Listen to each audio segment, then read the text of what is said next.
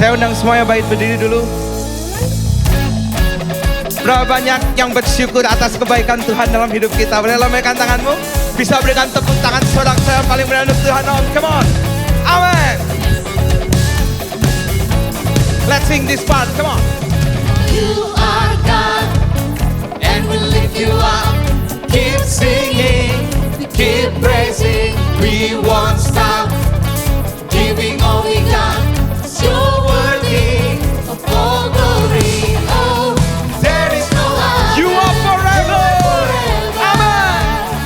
Lord over all. Amen. Nobody like Bisa angkat kedua tanganmu, sama-sama katakan. Come on, come on, come on. Here we go. you.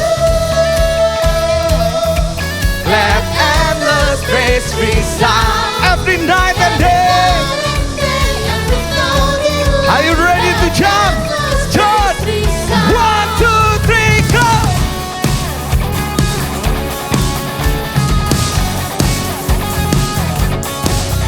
Biarlah segala yang bernafas memuji-Mu Tuhan, sekarang dan selama-lamanya. Haleluya. From the start, like before the sun, your glory eternal. Never stop. Never stop. Giving all we got. Creation keep singing. Oh, there is no other. You are forever. Lord over all. Nobody like you, Lord. No one beside you. Come on, come on, come on.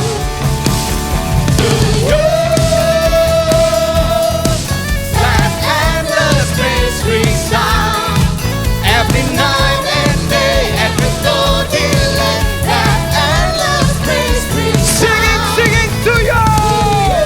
Amen.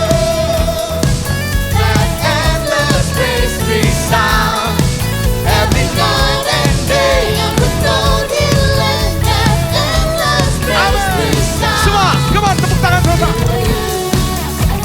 Apapun musim kita, untuk selama-lamanya kita tetap untuk memuji dan meninggikan Tuhan. Amin. Sepanjang umur hidup kita. Haleluya. Come on. We lift you up, up, up. We giving you love. Love, love, Yes. for everything you've done, done, done. We give you all the praise.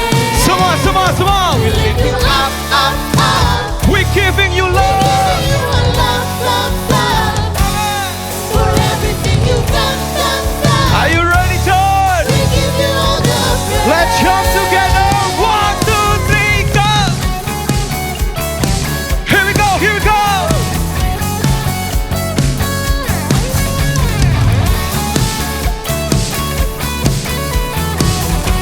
Come on, ICC with one voice, sing. To you. Let endless praise resound every night and day, and with no delay. Let endless praise Amen. resound. Singing to you.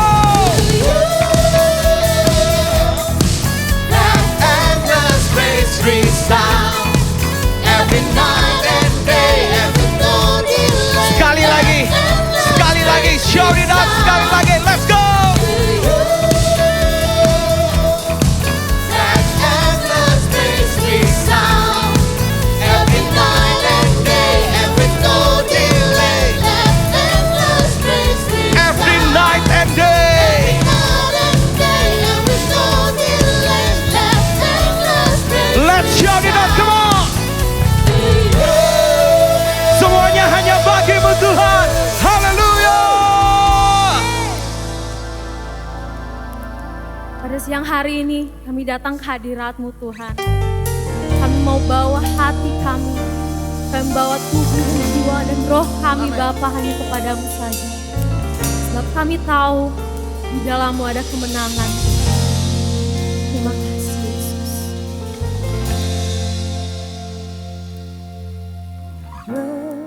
Berserah kepada Yesus, tubuh, roh, dan jiwaku. Ku kasihi, ku percaya, ku ikuti Dia terus. Aku berserah, aku berserah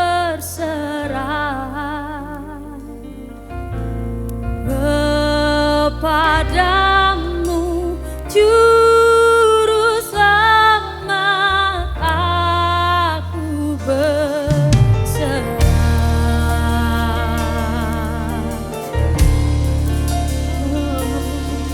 Ku mau berserah Tuhan. Mari sama-sama kita nyanyikan pujian berserah kepada Yesus. Berserah kepada Yesus, di kakinya ku sujud. Nikmat dunia ku tinggalkan, Tuhan terimalah aku. Dan aku berserah, aku berserah kepadamu, Juru Selamat. Aku berserah, aku berserah, aku berserah, aku berserah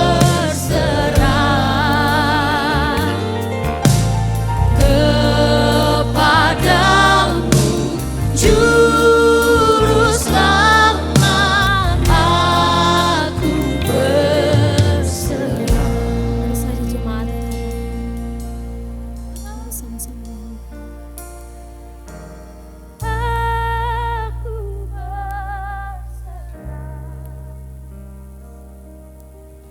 aku berserah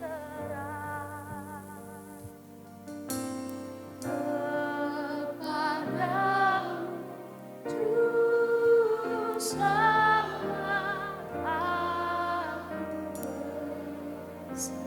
Ku berserah, aku berserah.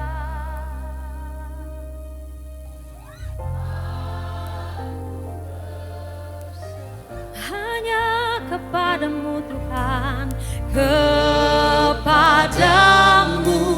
Juru Selamat. Aku berserah, ku mau berserah, aku berserah, ku berserah, aku berserah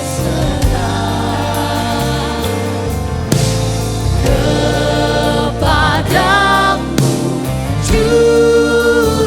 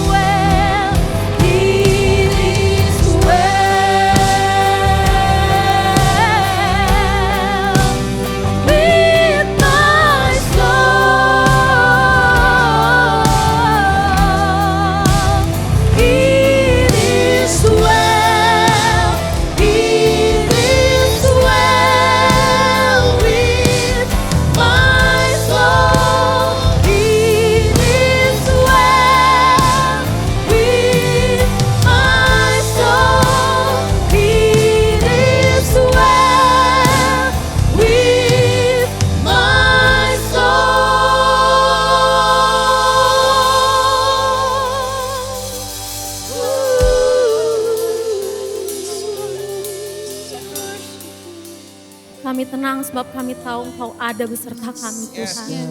Kami tenang sebab kami tahu Engkau Allah yang tidak pernah meninggalkan Amin. kami dalam setiap musim kehidupan kami Bapa. Amin. Kami bersyukur punya Allah seperti Engkau. Mari naikkan mazmurmu bagi Tuhan. Satu-satunya Tuhan yang layak terima segala pujian. Tenanglah jiwaku Terima kasih Bapa, Engkau besertaku. buat penyertaanmu, buat kesetiaanmu. Sebab Engkau sumber perdamaian, sumber sukacita.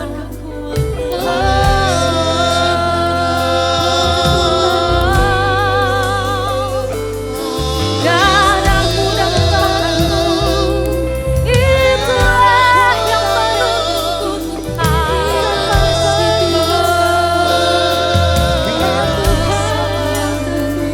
segala pujian, hormat, dan kemuliaan hanya bagi Kau yang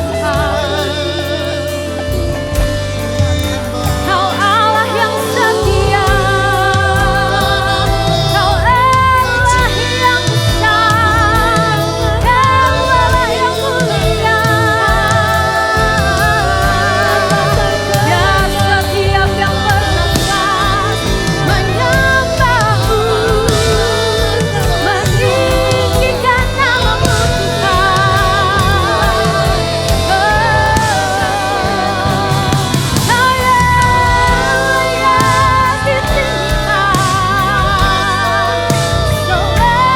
selamanya.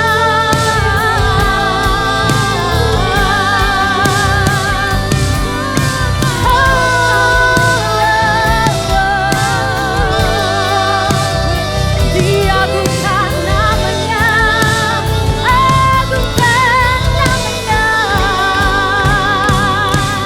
Great is Thy faithfulness, great is Thy faithfulness. Morning by morning, new mercies I see. All I have needed, Thy hand hath provided. Great is Thy faithfulness, Lord, unto me. Oh, that singers, great is Thy faithfulness, great is Thy faithfulness. Morning by morning, new mercies I see. All I have needed, Thy hand hath provided. Great is Thy faithfulness, Lord, unto me. Great is, Lord, Thy faithfulness. Great is Thy faithfulness. Great is Thy faithfulness, Lord, unto me.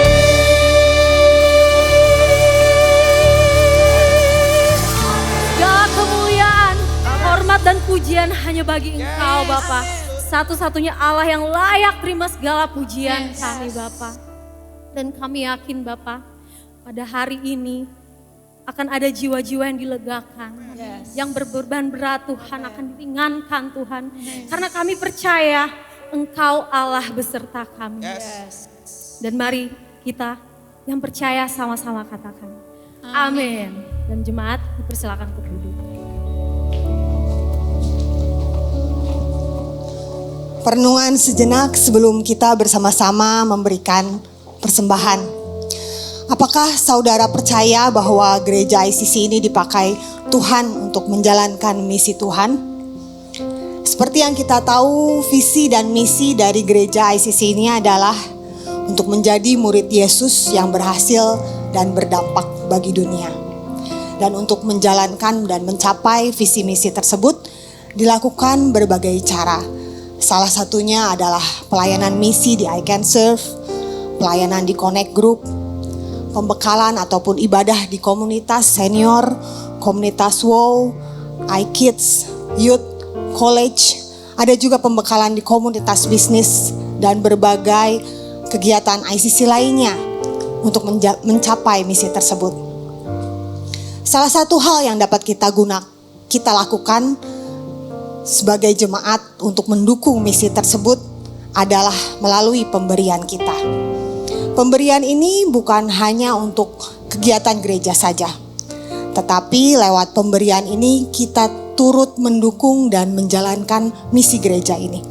Terlebih lagi kita ikut menjalankan misi Tuhan. Dasar ayatnya kita ambil dari 1 Petrus 2 ayat 5. Dan biarlah kamu juga dipergunakan sebagai batu hidup untuk pembangunan suatu rumah rohani, bagi suatu imamat kudus untuk mempersembahkan persembahan rohani yang karena Yesus Kristus berkenan kepada Allah. Jadi kita semua sebagai jemaat dari ICC ini, ketika kita memberikan persembahan, kita turut terlibat di dalam misi dari gereja ini, dan terlebih lagi kita turut terlibat di dalam misi Tuhan. Mari kita berdoa. Bapa, kami mengucap syukur untuk pemeliharaan-Mu yang setia di dalam kehidupan kami. Inilah persembahan kami sebagai wujud dari kasih, rasa syukur, dan ketaatan kami. Biarlah melalui persembahan ini, misi dan visi gereja boleh terus terlaksana. Kau yang akan pakai gereja ICC ini untuk menjangkau jiwa, untuk memberitakan kebenaran firman Tuhan, untuk melayani sesama dengan kasih, dan menjadi berkat di masyarakat. Berkatilah orang yang sudah memberi, dan mampukan kami untuk terus setia dalam mengelola berkat yang sudah Kau percayakan ini, sehingga kehidupan kami boleh menjadi alat untuk kerajaan-Mu. Terima kasih, dalam nama Tuhan Yesus kami sudah berdoa dan ucap syukur. Amin. Amin. Haleluya. Kita percaya apapun yang kita naikkan ke Tuhan tidak akan pernah kembali sia-sia. Amin. Sebelum masuk ke informasi pada pagi hari ini, saya mau mengingatkan untuk para parents yang memiliki anak usia 1 hingga 11 tahun, setelah ibadah 2 nanti jam 11.30 bisa hadir di iKids Hall untuk menghadiri parents meeting.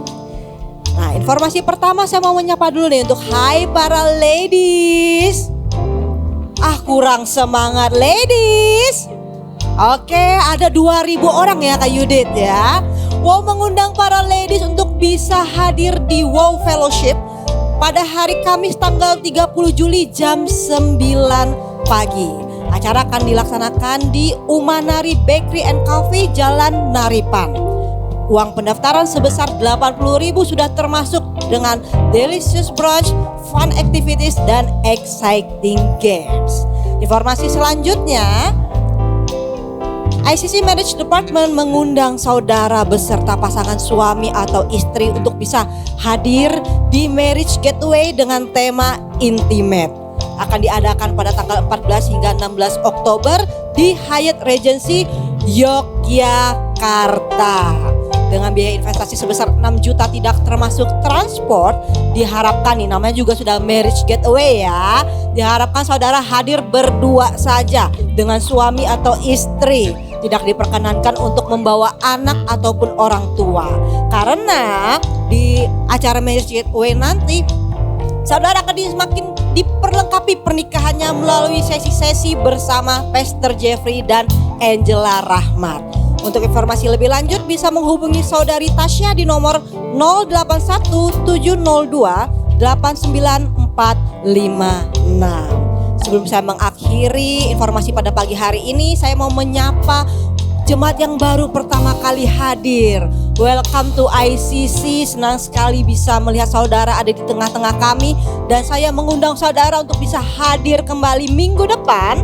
ICC memiliki ibadah setiap minggunya 2 kali, di jam 8 dan jam 10 pagi. Dan setelah ibadah ini saudara bisa mengambil special gift di meja informasi lantai 6. Segera saya mengundang Pastor Chandra untuk menyampaikan firman pada pagi hari ini. Jangan lupa untuk catat, bagikan, dan lakukan. Terima kasih, selamat beribadah dan happy Sunday. Lord, thank you. Apa kabar? Sudah makan? Sudah? Oke. Yuk kita berdoa. Bapak, terima kasih, kami bersyukur pagi hari ini untuk hadirat Tuhan, untuk rumah-Mu Bapak. Kami bisa bertumbuh bersama, berfellowship satu dengan yang lain, bisa bersuka cita dalam hadirat Tuhan. Terima kasih untuk kebaikan Tuhan dalam kehidupan kami. Sebentar kami arahkan hati dan pikiran hanya kepada firman Tuhan. Aku berdoa supaya ketika firman disampaikan, Roh Kudus, hanya Engkau yang bisa bekerja ya Tuhan, untuk bisa membukakan hati kami dan membentuk pikiran kami yang baru sehingga kami berjalan dalam kehendak Tuhan. Kami tahu Engkau yang sendiri yang memampukan kami untuk menghidupinya. Kami sambut firman Tuhan, segala puji, hormat, kemuliaan bagi nama Kristus Yesus Tuhan. Mari setiap kita yang rindu untuk dengarkan firman Tuhan sama-sama katakan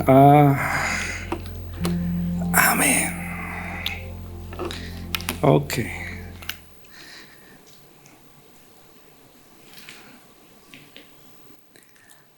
Kita sedang membahas satu seri yang singkat, namanya Pulih. Katakan saya pulih. Ini tentang gambar diri, ya, gambar diri. Ini menjadi satu seri yang saya sudah lama sekali renungkan dan Tuhan terus bicara dan mengulang-ulang terus apa yang perlu disampaikan. Dan gambar diri adalah satu hal yang kita perlu bertumbuh.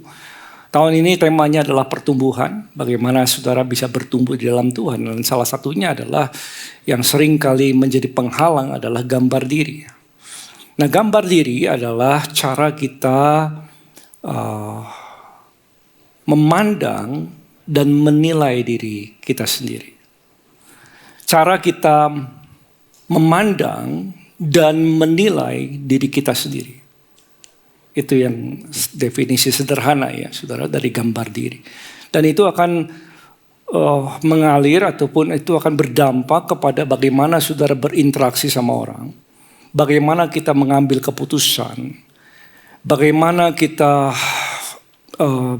membangun hubungan atau bagaimana kita bisa menangani sebuah krisis. Itu semuanya lahirnya dari gambar diri kita juga, berpengaruh di situ. Ada orang yang mengambil keputusannya karena gengsinya. Ya, karena dia pikir adalah apa yang orang lihat itu penting bagi dia. Ya, bagaimana orang menilai dia penting. Mungkin dari kecil orang tuanya menyampaikan kalau dia anaknya agak sedikit nakal terus dikasih tahu, tuh lihat tuh, orang lihat tuh semua tuh lihat tuh. Nah, ketika ini terus terjadi saudara, maka anak ini bertumbuh dan dia merasa bahwa penilaian orang terhadap dia penting. Ya, sehingga ketika dia beranjak besar, dia jadi aware sekali, menjadi satu pribadi yang sangat sadar, peka sama apa yang orang lain lihat dan apa yang orang lain nilai. Ya. Dan gambar diri ini bisa masuk dari semua channel-channel yang ada tanpa disadari, saudara. Ya, bisa dari pengalaman yang buruk, bisa jadi kegagalan seseorang, dia nggak bisa move on dari kegagalannya, bisa dari rumahnya, ya, bisa dari sekolah. Dari macam-macam. Dan ketika kita menerima perkataan itu dari orang-orang yang mungkin kita hormati juga, kita menjadi seorang yang menerima itu sebagai belief, sebuah kepercayaan. Dan kemudian kita tanpa kerasa kita bertumbuh dengan gambar diri yang demikian. Kita melihat diri kita dan memandang, menilai diri kita seperti apa yang saudara percaya. Dan dampaknya bisa kemana-mana, baik dalam usaha, pekerjaan, dan lain-lain. Ada yang dari kecil mungkin di rumahnya suka dibanding-bandingkan. Ya, harusnya kamu jadi seperti koko kamu tuh. Tuh, kayak cici kamu tuh. Tuh, kayak kakak kamu yang ini tuh. Tuh, kayak saudara kamu yang ini tuh. Jadi bagi dia adalah dia bertumbuh dengan mindset atau cara pandang perbandingan. Ya, dia harus bisa lebih daripada orang lain. Sehingga kalau itu terus dilanjutkan saudara dari rumah, dia mulai sekolah dan dia akan bersaing. Dan kemudian dia main olahraga pun dia akan cari olahraga yang penuh dengan persaingan. Dan ketika dia masuk dalam dunia pekerjaan, dunia usaha, bahkan pelayanan sekalipun, tujuannya adalah bersaing. Siapa yang lebih baik? Karena yang lebih baik bagi dia adalah yang akan dipuji, yang akan diakui. Yang dapat penghargaan dari orang dan lain sebagainya. Dan bayangkan saudara kalau dia masuk di dalam keluarga. Bayangkan kalau dia punya anak nanti. Apa yang dia sampaikan sama anaknya kalau itu gak putus gambar diri yang keliru akan terus diwariskan kepada keturunannya. Makanya bicara tentang gambar diri adalah bicara sesuatu yang sangat penting. Yang akan berdampak dalam kehidupan kita. Nah, beberapa minggu yang lalu kalau saudara hadir dan kalau nggak hadir, saudara masih bisa menyimaknya di dalam channel ICC Bandung di YouTube-nya ada. Saya sedikit rekap. Yes. Bahwa kita belajar beberapa minggu yang lalu adalah gambar diri kita bukan ditentukan pertama-tama ya saudara. Sejak awalnya kita adalah ciptaan Tuhan. Nah ciptaan Tuhan yang memberi nilai adalah penciptanya. Yes. Kalau sebuah lukisan yang bagus, sebuah karya art yang keren gitu. Yang memberi nilainya bukan karyanya, tetapi siapa yang membuatnya. Nah Tuhan sudah memberikan vonis ataupun penilaiannya kepada manusia ketika pertama kali manusia dijadikan. Sebelum dia kerja, sebelum dia punya rumah, sebelum dia punya keluarga dan lain sebagainya. Dan Tuhan ketika manusia diciptakan Tuhan memberikan nilai langsung. Sungguh amat baik. Dan saudara belajar bahwa penilaian Tuhan ternyata bukan berasal dari apa yang manusia lakukan. Tetapi apa yang Tuhan kerjakan. Penilaian Tuhan berdasarkan karyanya. Dan setiap manusia Tuhan jadikan sejak awal mulanya sungguh amat baik. Bahkan kepada setiap orang percaya Tuhan memberikan nama yang baru. Ya. Kita adalah kesukaannya Tuhan. Hepzibah. Kita kesukaan, bahasa aslinya adalah kesukaan Tuhan ada padaku. Atau disederhanakan, aku adalah kesukaannya Tuhan. Nah saudara, kalau kita punya kepercayaan yang demikian bahwa kita gak hidup lagi dari penilaian orang, bukan berarti anti masukan, tapi kita sudah menaruh fondasi kita kepada sesuatu yang kekal, kepada sesuatu yang benar. bahwa penilaian Tuhan kepada kita jauh lebih penting dari segala sesuatu. Dan kemudian dari pandangan ini, dari kepercayaan ini, kemudian saudara bekerja, kemudian saudara membangun rumah tangga, kemudian kita melayani. Dan nilai kita bukan datang dari semuanya ini. Nilai saudara datang dari apa yang Tuhan katakan tentang kita. Sehingga kalau sampai terjadi apa-apa dengan ini, saudara tetap aman di dalam Tuhan. Amin. Nah, orang yang sudah punya gambar diri yang sehat, bahwa dia percaya bahwa Tuhan sudah memberikan nilai yang baik sama dia, dia akan menunjukkan bagaimana caranya dia hidup dengan gambar diri yang sehat. Karena pada waktu manusia jatuh dalam dosa, saudara ingat, manusia jatuh dalam dosa, kemudian dia melihat tubuhnya telanjang. Padahal sebelumnya juga telanjang dan tanpa malu. Dan kemudian setelah melanggar firman Tuhan, memakan buah pengetahuan baik dan jahat, kemudian manusia lihat dirinya telanjang. Yang tadinya dia merasa aman. Karena keamanannya adalah datang dari hubungan dengan Tuhan. Tapi kemudian dia jatuh dalam dosa, terputus rohnya mati, terputus dari hadirat Tuhan, saudara. Kemudian manusia mulai menilai dirinya sendiri. Dan ketika dia mulai menilai dirinya sendiri, manusia mulai melihat kekurangannya. Makanya dia ngapain? Dia ambil semua daun-daun ara dan lain sebagainya dan dia menutupi ketelanjangannya. Supaya nggak kelihatan kekurangannya. Dan tahukah saudara, sampai hari ini di seluruh dunia orang masih melakukannya. Menutupi kekurangannya dengan prestasi. Menutupi kekurangannya dengan jabatan yang dia bisa raih.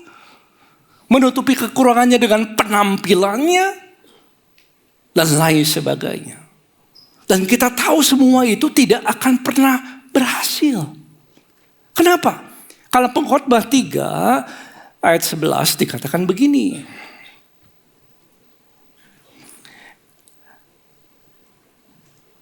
Ia membuat segala sesuatu indah pada waktunya. Nah ini, lihat ini. Bahkan yuk sama-sama 2, 3. Ia memberikan kekekalan dalam hati mereka. Tahukah saudara, manusia diciptakan dengan kekekalan dalam hatinya. Artinya, dalam hati seseorang, Tuhan ciptakan sesuatu yang hanya bisa dipuaskan oleh Tuhan. Dan ketika manusia berusaha memuaskan hatinya dengan jabatannya, dengan prestasinya, dengan pencapaiannya, dengan kepemilikannya, berapa uang yang dia punya, berapa likes yang dia punya, berapa followers yang dia punya, tidak akan pernah memuaskan. Karena dalam hatinya ada kekekalan. Sehingga dia akan terus mengejar sesuatu yang selalu berubah-ubah targetnya. Kejar 1 miliar nggak selesai. Wah, kalau saya punya uang sekian, saya akan puas. Udah capai segitu nggak puas, saudaraku. Ya, kejar lagi, makanya Pengkhotbah katakan siapa yang mencintai uang tidak akan pernah puas dengan uang. Dia terus mengejar itu untuk menutupi sebenarnya apa yang dia kurang. Nah, saudara, ada beberapa hal yang ingin saya sampaikan. Kalau saudara percaya bahwa engkau diciptakan sungguh amat baik. Lambaikan tangan kalau saudara percaya itu. Berikan tepuk tangan untuk Tuhan kita. Ya. Saudara dan saya diciptakan sungguh amat baik. Kita adalah kesukaannya Tuhan sebelum kita bekerja. Sebelum kita ngapa-ngapain. Nah, orang yang punya gambar diri yang sehat, yang pertama adalah dia akan berani melayani tanpa takut merendahkan harga dirinya. Kalau orang sudah pulih gambar dirinya saudara, yang pertama-tama saudara akan lihat ini. Dia mau melayani. Dia mau berani melayani bahkan sesuatu yang mungkin orang lain gak mau. Ya. Ketika Yesus sebelum ditangkap, orang murid-muridnya semua berantem tentang siapa yang terbesar. Ya. Yesus kemudian dia berkumpul bersama murid-muridnya, dia ambil sehelai kain dan dia membasuh kaki murid-muridnya. Pekerjaan yang mungkin semua murid-muridnya gak mau lakukan karena pekerjaan yang rendah. Seorang budak yang melakukannya zaman itu. Tapi Yesus menunjukkan kepada mereka, dia mau melayani mereka. Nah, orang atau pribadi yang punya gambar diri yang pulih, saudara, berani melayani, ya, bahkan sesuatu yang mungkin akan banyak orang katakan akan mengganggu harga dirinya, ya, atau wibawanya. Dia mau melayani dengan segenap hatinya. Banyak orang berpikir bahwa kalau orang yakin bahwa nilainya tinggi, ya, nilai harga dirinya tinggi, saudara, maka makin dia menuntut untuk dihormati, menuntut supaya orang melayani dia, dan itu keliru, saudara. Yesus datang dari Allah, kembali kepada Allah, dan dia melayani mereka, bahkan mati bagi mereka. Jadi orang yang punya gambar diri yang pulih akan melayani, saudaraku. Dia gak terikat sama pelayanannya. Dia gak terikat sama pekerjaannya. Apapun pekerjaannya, it does not matter. Mau kerja buka toko kecil, mau kerja punya chains yang besar, it doesn't matter. Ya, gak ada masalah. Mau memimpin kelompok kecil di dalam CG 2-3 orang, mau punya kelompok besar 30 orang, gak ada berubah, saudaraku. Karena harga dirinya gak terikat oleh pencapaiannya. Amin. Nilai diri kita gak terikat dengan pencapaian atau pekerjaan atau pelayanan kita. Nilai diri kita sudah Tuhan tetapkan dan kita adalah kesukaannya Dia. Amin. Ya. Kita gak terikat, kalau saudara bekerja, kalau saudara melayani, saudara gak terikat dengan pekerjaan, saudara gak terikat dengan pelayanan. Karena nilai kita sudah ditetapkan. Tadi pagi saya sampaikan, saudara, saya gak terikat dengan usaha saya gak terikat dengan pelayanan saya. Kalau hari ini Tuhan bilang, kalau Tuhan mau nih, kamu coba pelayanan di tukang parkir aja, saya lakukan, saudara. It doesn't matter. Ya. Pelayanan terhadap 2-3 orang kelompok sel, kepada ratusan orang, kepada ribuan orang, doesn't make any change. Karena kenapa, saudara? Karena saya nggak menaruh harga diri saya terhadap hal-hal yang demikian. Mau usahanya 1, mau usaha 20, mau usahanya 200, nggak ada masalah. Karena keberhargaan kita nggak terikat oleh pekerjaan maupun pelayanan kita. Tuhan yang telah memberikan nilai. Amin. Makanya Yusuf, kalau saudara perhatikan Yusuf, di rumah dia disayang. Dikasih apa? Jubah yang indah kan? Jubah ungu yang indah. Wah, disayang, dia hormat sama orang tuanya. Dia bekerja dengan baik di rumahnya, dipercaya sama orang tuanya. Tapi kemudian pekerjaannya berubah, turun. Jadi budak, saudara. Perhatikan ini. Ini turun posisi, saudara. Tapi bukan turun nilai. Ketika dia ada di dalam istana Potifar, dia tetap bekerja seperti untuk Tuhan. Dia turun menjadi budak, dia tetap bekerja seperti turun ke penjara. Dia tetap bekerja seperti itu Tuhan. Pekerjaannya bisa turun, posisinya bisa turun, tapi nilainya tidak pernah turun. Karena dia gak terikat dengan pekerjaannya. Meskipun di istana raja, Firaun dia punya otoritas kuasa yang luar biasa. Yusuf tetap Yusuf, saudara. Amin. Karena hidupnya terikat kepada Tuhannya, bukan kepada apa yang dia kerjakan. Haleluya. Banyak orang yang sedikit ketika dia suka mengerjakan sesuatu, dia senang dan dia kerjakan dengan segera. Karena suka mengerjakannya. Pekerjaannya cocok sama dia. Sesuai dengan kemampuan dia. Jabatannya pas, perusahaannya pas dan lain sebagainya. Usahanya tepat bagi dia. Dia kerjakan dengan segenap hati. Tapi kalau ketika ada dalam sebuah tempat yang gak sesuai dengan dia. Mulai mengeluh, mulai datang pergi ke tempat kerja dengan ini bukan saya dan lain sebagainya. Kalau demikian berarti harga atau nilai dirinya sudah mulai terikat atau terpengaruh dengan pekerjaannya. Ya itu ya. Ya. Saya ingat dulu pas lagi pelayanan di awal, saudaraku. Tuhan taruh posisi di mana posisi yang saya nggak suka sekali.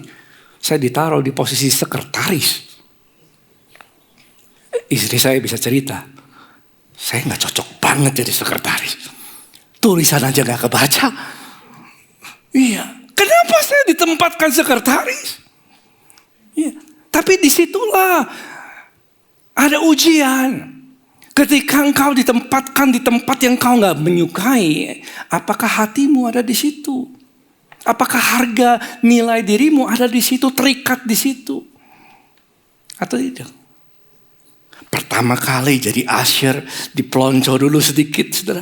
Datang kamu, tuh, Chandra sini. Kamu lihat tuh, sampah-sampah. Kamu ambil sama-samanya. Saya bilang saya kesini melayani. Ya, bukan mengumpulkan sampah.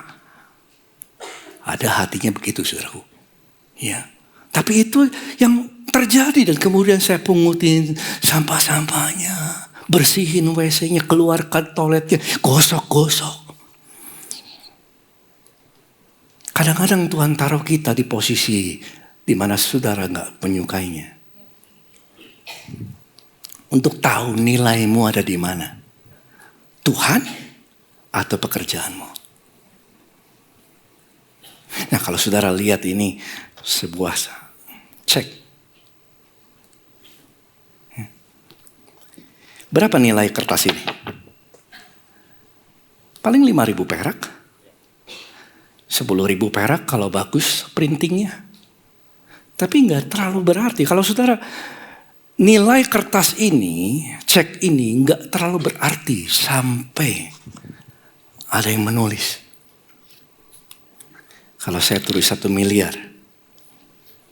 1 miliar. Nah, miliar. Dan saya tanda tangan. Ada yang mau?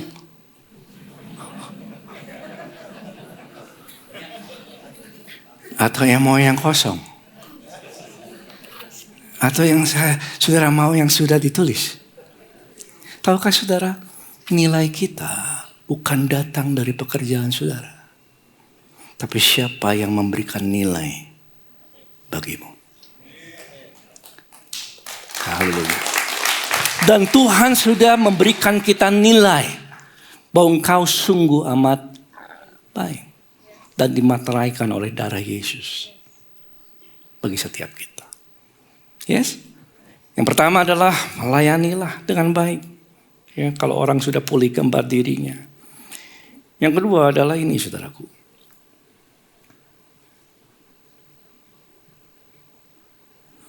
Bekerja keras dengan hati tenang. Hari-hari ini. Bekerja keras dengan hati tenang. Suatu hari-hari ini begitu banyak orang yang membandingkan dirinya dengan orang lain. Kalau saudara lihat sosial media, perbandingan terjadi. Kadang-kadang kita nonton sosial media 15 menit langsung imun sistemnya turun, saudaraku. Iya kan? Stres, keringat dingin, deg-degan, hatinya ciut. Kenapa? Karena kita merasa kita harus lebih dari orang itu. Di sini nggak ada, di luar banyak. Dan kita berusaha supaya orang berusaha untuk bisa tenang dulu. Dia harus mencapai sesuatu. Sukar kadang-kadang beristirahat, ya tuh ya.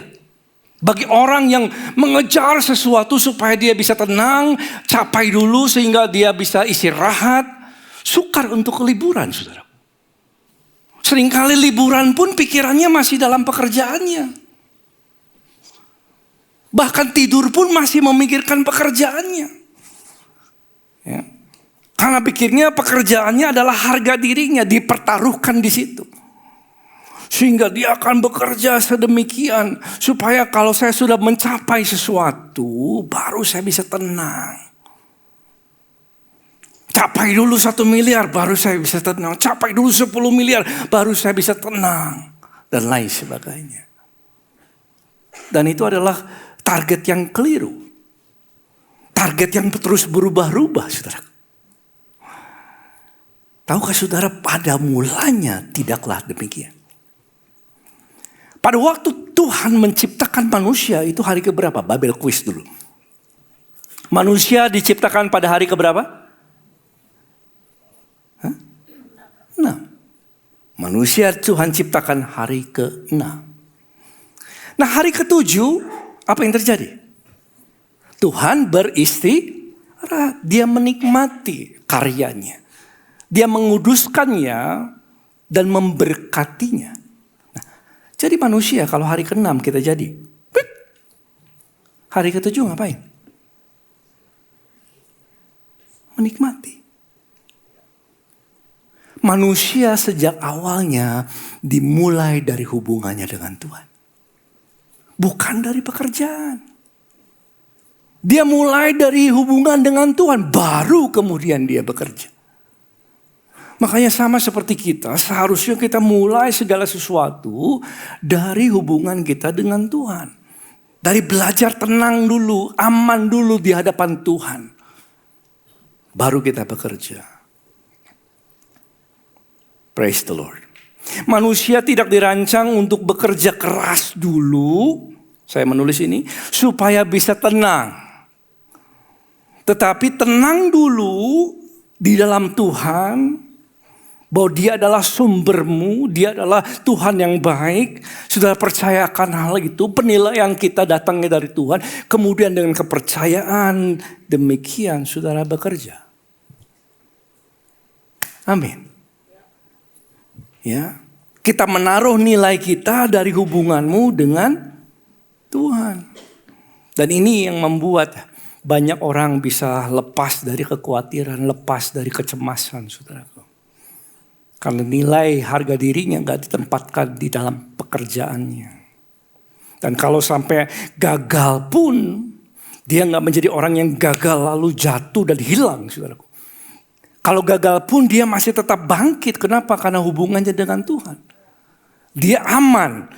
Kalaupun pekerjaannya gagal, dia gak memandang dirinya sebagai manusia gagal. Yes? Kenapa? Karena dia percaya penilaian Tuhan terhadap dirinya. Haleluya. Yang ketiga.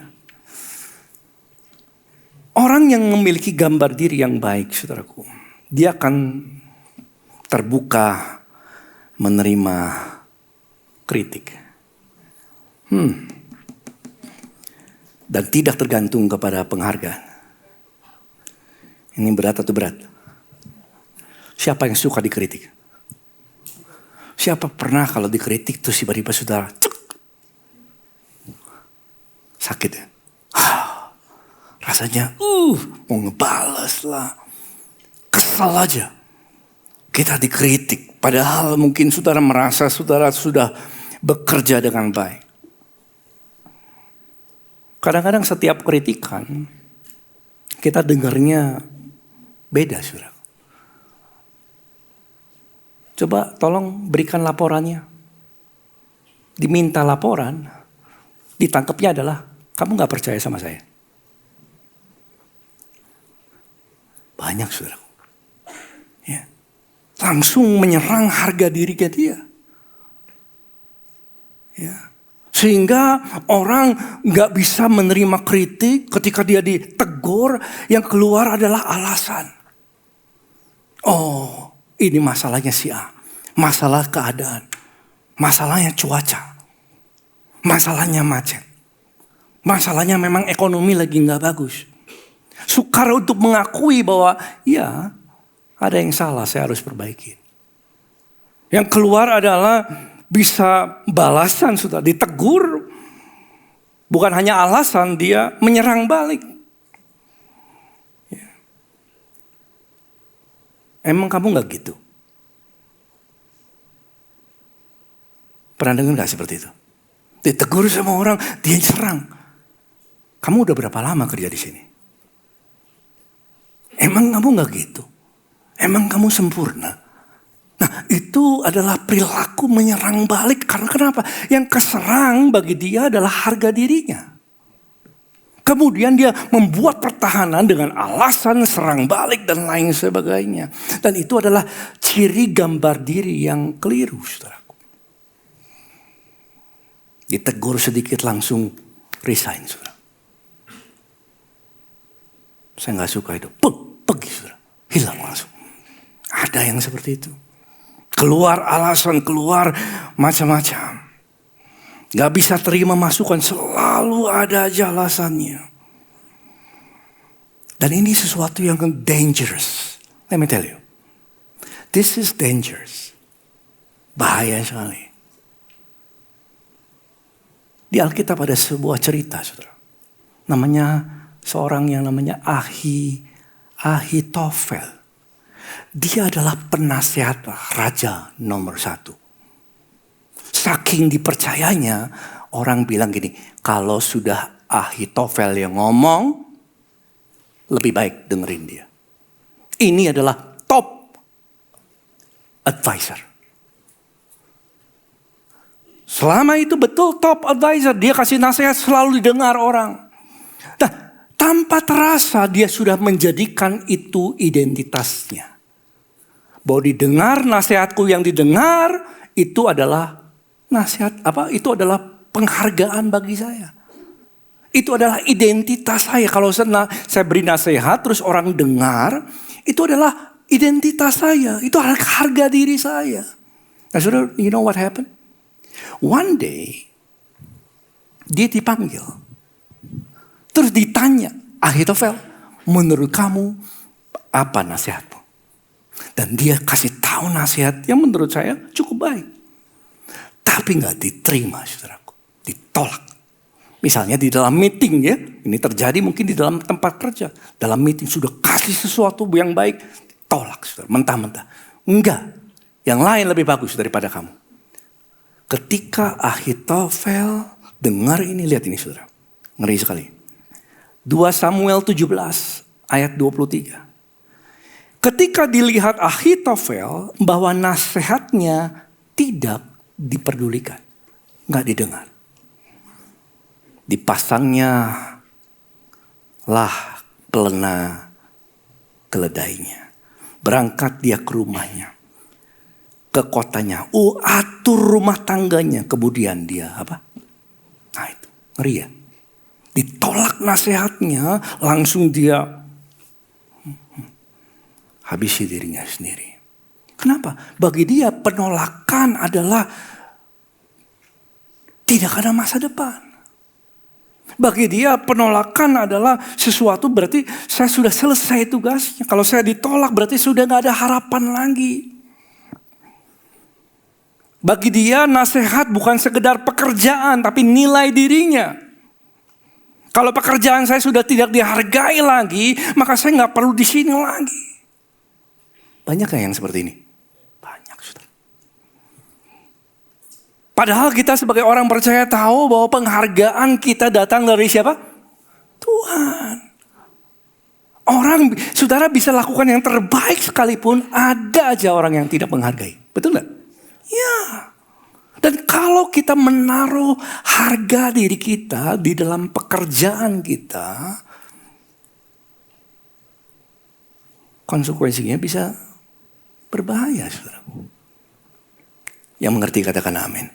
Makanya kita perlu jaga penilaian Tuhan lebih penting daripada penilaian orang. Meskipun kita nggak terbuka, kita terbuka terhadap setiap masukan. Paulus katakan begini, bagiku sedikit artinya, sedikit sekali artinya. Entah aku dihakimi oleh kamu atau pengadilan manusia. Bagi Paulus yang dulunya Saulus, gambar dirinya pulih jadi Paulus. Saudaraku. Bagi dia sedikit artinya.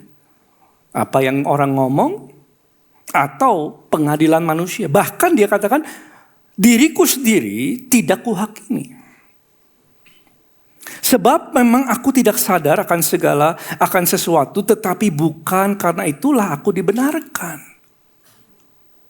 Dia yang menghakimi aku ialah siapa? Tuhan. Saudara, dia bisa terima masukan. Tapi pada ujung-ujungnya dia percaya bahwa Tuhan yang memberikan penilaian kepada dia. Haleluya. Dengan cara itu dia terus melayani, saudaraku. Tuhan sampai garis akhirnya. Ada orang yang gak bisa terima kritik, saudara. Karena disangkanya itu adalah menyerang harga dirinya. Ditegur gak bisa. Ada dua raja. Kalau saudara pernah dengar dua raja, namanya Raja Saul dan Raja Daud. Dua-duanya melakukan dosa. Dua-duanya ditegur. Saul ketika ditegur oleh Nabi Samuel, tegur dia, langsung dia menyerang, langsung dia beralasan. Oh, ini yang salah, ini yang itu yang salah. Intinya gini, saya gak salah. Yang lain yang salah. Dan bahkan bukan lebih daripada itu. Kemudian dia menjaga harga dirinya, menjaga gengsinya dengan berkata begini. 1 Samuel 15 ayat 30. Aku sudah berdosa. Aku telah berdosa, tapi tunjukkanlah juga hormatmu kepadaku. Sekarang di depan para tua-tua bangsaku, di depan orang Israel. Kembalilah bersama-sama dengan aku, maka aku akan sujud menyembah kepada Tuhan Allahmu. Yang dia cemaskan adalah citranya. Tahtanya bagi dia adalah harga dirinya. Kalau Samuel nggak nemenin dia balik di hadapan para bangsa, bagi dia citranya habis, saudaraku. Tapi Daud beda loh. Ketika Daud ditegur keras, cuman satu kalimat. Lihat ini, 2 Samuel 12 ayat 13. Lalu ia berkata kepada Daud, lalu berkatalah Daud kepada Nathan, aku sudah berdosa kepada Tuhan. Titik. Gak banyak beralasan. Saya sudah berdosa. Saya salah. Amin. Maka itu sebagai orang yang punya gambar dirinya berasal dari penilaian Tuhan terhadap dia, saudaraku. Kita gak anti kritik. Kita gak anti masukan. Meskipun gak menyenangkan. Ya. Kita harus bisa pisahkan antara karya kita dan diri kita. Kalau orang mengkritiknya adalah karyanya, bukan berarti harga diri kita harus turun juga. Karena yang menilai kita adalah Tuhan. Dan setiap kritik yang datang, hendaklah kita menjadi orang yang mencari hal-hal yang baik dalam kritikan yang pedas sekalipun. Yang gak menyenangkan sekalipun. Cari emasnya. Saya pernah cerita gak di sini? Ketika saya kunjungi sebuah klinik dokter di Singapura, saudaraku. Pernah dengar ini enggak? Enggak ya? Saya ulangi ya ceritanya dulu. Jadi saya pergi di Singapura waktu itu, kunjungi sebuah klinik yang katanya bagus. Dan saya ke sana dengan anak saya. Dan saya duduk di depan dia, depan dokternya, saudaraku. Sedangkan istri saya sebelah. Lagi ngobrol, ramah, pinter, enak. Pokoknya asik lah. Gak berapa lama masuk stafnya. Begitu masuk ke ruangan di mana kami lagi konseling, lagi cerita nih. Langsung dia ambil kertas, dia remas-remas. Dia lempar. Bam. Kena saya lagi. Dia lempar. Bam. Dan dia bilang, kamu gak berharga, kamu gak berguna, kamu gak bisa apa-apa. Dan dia teriak, saudara. Dan kami kehilangan damai sejahtera. Langsung saya bilang, ini harus check up ini. This is agak kena mental atau gimana ini ya. Lalu kami keluar. Ya, baik-baik kami keluar. Dan setelah bereskan administrasi, orang itu datang loh. Dan ketika dia datang, masih nangis. This is the first, saya tanya ini. How long have you worked here? Berapa tahun udah di sini? Dia bilang, 4 years. 4 tahun. Pertanyaan kedua. Kejadian kayak tadi, apakah normal? Biasa terjadi? Dan dia bilang, yes. Oh, kalau hari-hari ini di Indonesia, setengah hari sudah hilang dia. 2 jam, 1 jam hilang dia. Nggak datang lagi mungkin. Nah, saya tanya, pertanyaannya, why? Why you stay? 4 years. Kenapa kamu tetap tinggal 4 tahun? Dibegitukan terus. Sudah mau tahu jawabannya? Mau tahu nggak nih? Saya kasih tahu. Dan dia bilang gini, I only look at the bright side. Saya hanya ngelihat sisi baiknya. Wow. Pulang dapat khotbah, saudaraku. Iya. Cari emasnya. Cari sesuatu yang baiknya. Yang mau katakan, amin. Haleluya. Yang keempat, orang yang punya gambar diri yang pulih, saudara. Nah ini cukup berat ini. Dia akan bebas dari iri hati. Dia ikut senang kalau orang lain diberkati. Atau ikut ciut ya. Senang ya. Sudah pernah iri hati gak sih? Sudah lihat seseorang terus tiba-tiba sudah pengen apa yang dia punya? Ada di sini? Kalau pernah iri hati kayak seperti saya, pernah lambaikan tangan. Oh ada? Yuk kita tutup dalam doa ya. Banyak juga ya. Kita kadang-kadang iri hati karena kita membandingkan diri dengan orang lain. Tahukah saudara, iri hati masalahnya bukan kita dengan orang lain. Masalahnya adalah hubungan saudara dengan Tuhan. Masalah iri hati bukan soal siapa yang dapat lebih. Tapi hubungan kita, cara kita memandang siapa Tuhan. Yesus Tuhan kita pernah memberikan perumpamaan ini. Ada orang yang kerja dari jam subuh-subuh. Kerja di ladang. Lalu ada yang lebih siang lagi sampai ke sore hari. Kerjanya cuma 1 jam. Lalu dapatkan upah di akhir kerja. Dan kemudian Tuhan itu memberikan upah 1 dinar. Upah kerja 1 hari, 1 dinar dikasih. Dan kemudian dia kasih kepada orang yang 1 jam kerja 1 dinar. Upah 1 hari.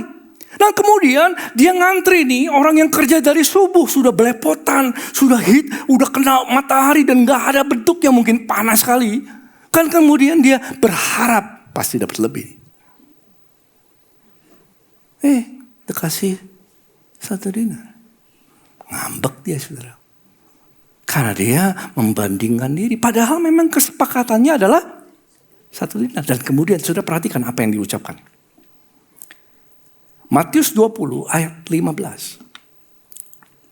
Ini akar segala iri hati. Dengar ini. Tidakkah aku bebas, kata Tuhan, mempergunakan milikku menurut kehendak hatiku? Bukankah tuannya punya kebebasan? Dia mau pakai apa saja dengan miliknya?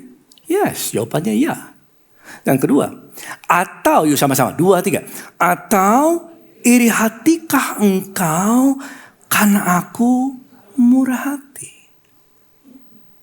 Bahasa aslinya menarik, saudara. kalimat itu, kalau saudara lihat bahasa aslinya adalah ini. Atau matamu jahat. Karena Tuhan baik. Iri hati asalnya dari mata yang jahat. Mata yang salah memandang. Orang tahu gak saudara? Orang bisa sangat berkecukupan, tapi dia penderita. Kenapa? Bukan karena dia kekurangan, tapi karena ada orang lain yang mendapatkan kelimpahan. Dia merasa dirinya gak cukup, dia merasa dirinya gak ada.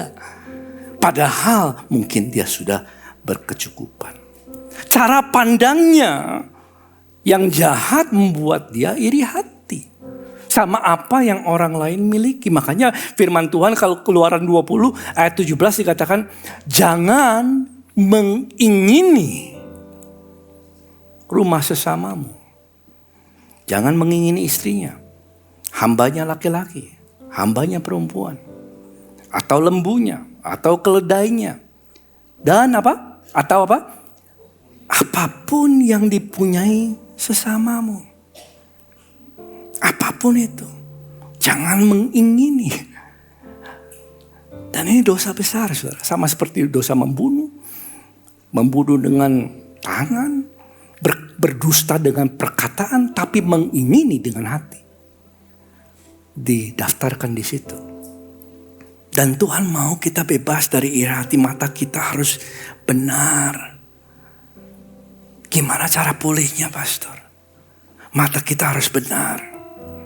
Saya tahu Yohanes Pembaptis pernah ngalamin ini juga. Dia melayani dan pelayanannya sukses loh ya. Pejabat datang minta dibaptis. Wah, semuanya berhasil lah. Yohanes Pembaptis, saudara, tenar naik ke atas. Tiba-tiba Yesus datang. Dan Yesus naik. Semua orang kenal dia. Dan tiba-tiba murid-murid Yohanes datang kepada Yesus. Dan Yohanes saksikan begini. Dia sehat, saudara, gambar dirinya. Yohanes 3 ayat 27 dikatakan, jawab Yohanes, tidak ada seorang pun yang dapat mengambil sesuatu bagi dirinya. Kalau tidak, apa? Dikaruniakan kepadanya dari siapa? Sorga. Dia tahu bahwa semua ini adalah karunia. Dan karena dia tahu itu, kemudian dia katakan, Yesus harus makin apa? Besar. Aku harus makin kecil. Dia tahu semuanya karunia. Nggak ada gunanya kalau kita membanding-bandingkan dengan orang lain. Justru akar dari segala kejahatan, kekacauan, kepentingan diri sendiri di kantor, di tempat kerja, dalam tempat pelayan adalah iri hati. Iri hati, saudaraku. Makanya Tuhan mau kita pulih. Dan cara pulihnya, saya belajar dari pemazmur Asaf. Dikatakan begini, Mazmur 73 ayat 3. Sebab aku cemburu kepada pembual-pembual. Dia cemburu, pemazmur ini. Karena aku lihat kemajuan orang-orang fasik. Dia cemburu. Kenapa sih saya sudah benar? Nggak seberhasil dia. Nggak diberkati dia. Dia mulai membandingkan diri dan kemudian dia mulai menyerah. Mulai putus asa dengan apa yang dia lakukan.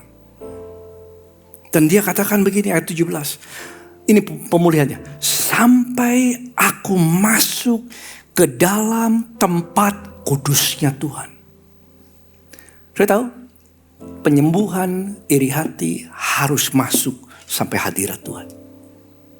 Ngapain di situ? Lihat ini ayat 25. Sebab siapa gerangan ada padaku di sorga selain kau. Yuk sama-sama. 2, 3. Selain engkau tidak ada yang kuingini di bumi. Yang membebaskan Asaf dari cemburunya. Karena akarnya adalah ketidakpercayaan akan kebaikan Tuhan. Dia harus masuk ke ruang kudusnya Tuhan. dan dia memandang kebaikan Tuhan. Ketika orang percaya kebaikan Tuhan dan dia pulih hubungan dengan Tuhan, itu yang mematikan iri hati, saudara. Amin. Itu yang mematikan iri hati dalam diri seseorang. Jadi kalau kita iri hati sama apa yang orang punya, apa kendaraannya, apa ini, apa itu, dan lain-lain, datang masuk ke hadirat Tuhan. Bersyukur dulu untuk kebaikan Tuhan. Pandang kebaikannya. Apa yang Tuhan telah berikan dalam hidupmu. Rencana-rencana Tuhan bagimu. Kita pulih, saudara. Amin. Yang terakhir. Jadi jangan iri hati ya. Boleh ngetes gak? Boleh ngetes gak? Boleh? Coba lihat sebelahnya. Bilang gini, selamat ya. Jadi kalau orang berhasil, kamu saudara bisa sebut selamat ya. Kamu pasti diberkati Tuhan. Coba sampaikan sebelahnya. Selamat ya. Pasti kamu diberkati Tuhan. Sukses luar biasa. Ya. Haleluya. Yang terakhir. Nah ini penting ya. Mengucapkan kata-kata yang membangun. Saya tahu orang yang pulih gambar dirinya. Dia bisa kasih masukan. Tapi dia gak menghidupi kritikan.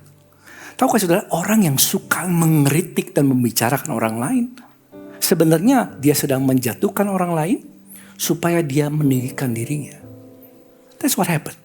Cara termudah untuk meninggikan diri adalah dengan menjatuhkan orang lain. Dan akibatnya orang itu mengkritik orang lain terus. Sama seperti orang Farisi yang sedang berdoa, Tuhan, aku bersyukur bahwa aku gak seperti mereka. Sama, saudaraku. Tapi orang yang pulih gambar dirinya, dia akan mulai perkataannya pun berubah. Ketika dia lihat orang berhasil, dia bisa kasih salam dan selamat kamu berhasil. Dia bisa kasih likes, bisa kasih komen. Tapi kalau orang iri hati, lihat orang berhasil langsung skip. Ya tuh ya. Nggak ada di sini, di luar sana banyak saudara. Dan dia nggak mau lihat gitu.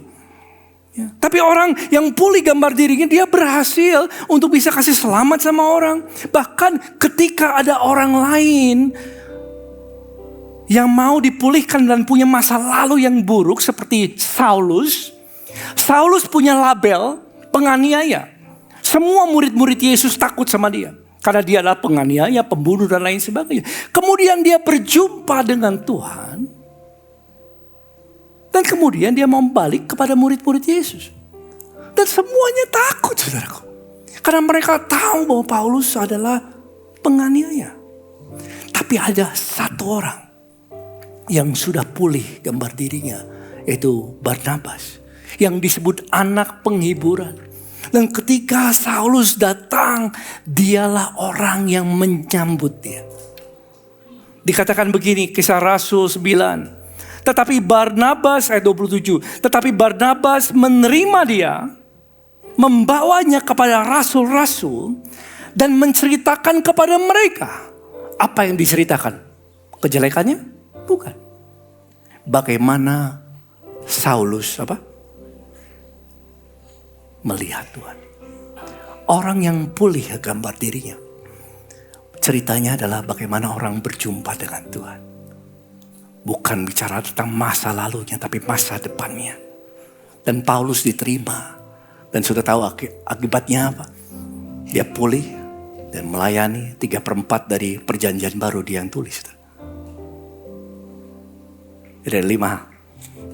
Bisa munculkan. Orang yang pulih gambar dirinya akan berani melayani tanpa takut. Merendahkan harga dirinya.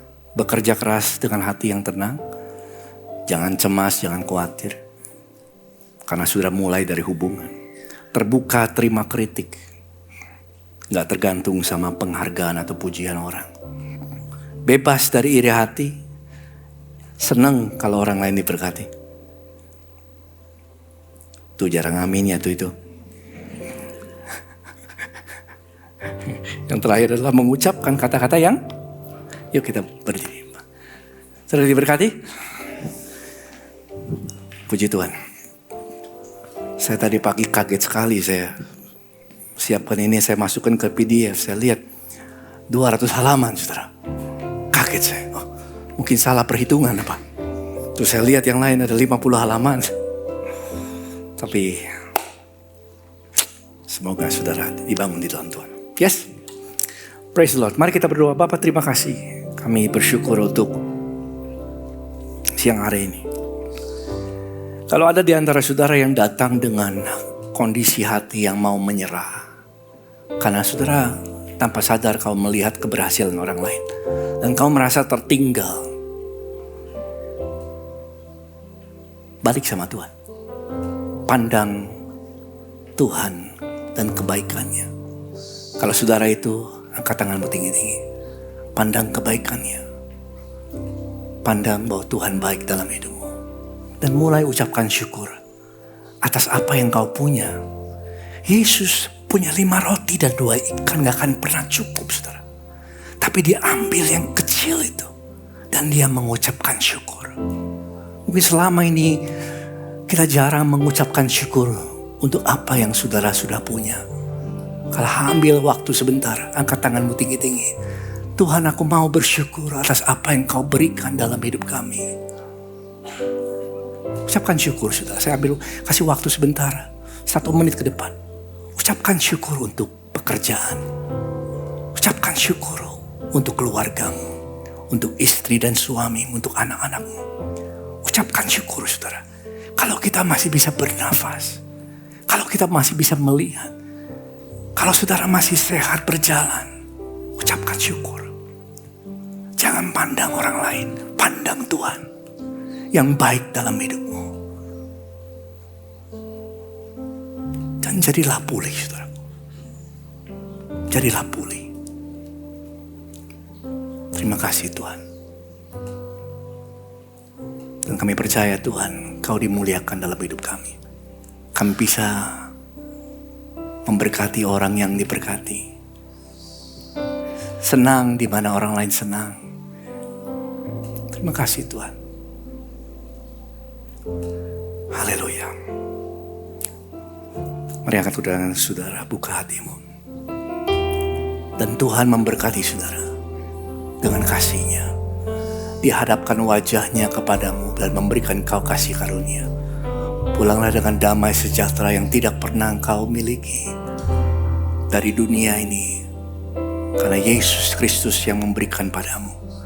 Dia yang menguatkan hatimu.